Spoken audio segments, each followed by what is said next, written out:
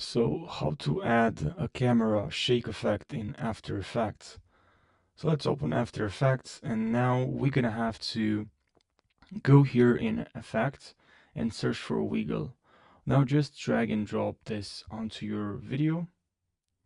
Now from here it's just very simple. We're just gonna have to increase the wiggle speed and then the wiggle amount. Okay, and now let's play the video. Now I already have some wiggle speed. If it's too much, you can decrease.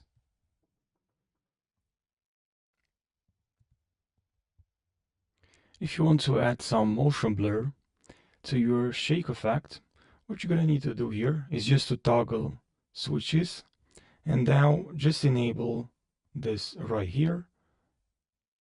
Now look at this, we also have some motion blur. So thanks for watching.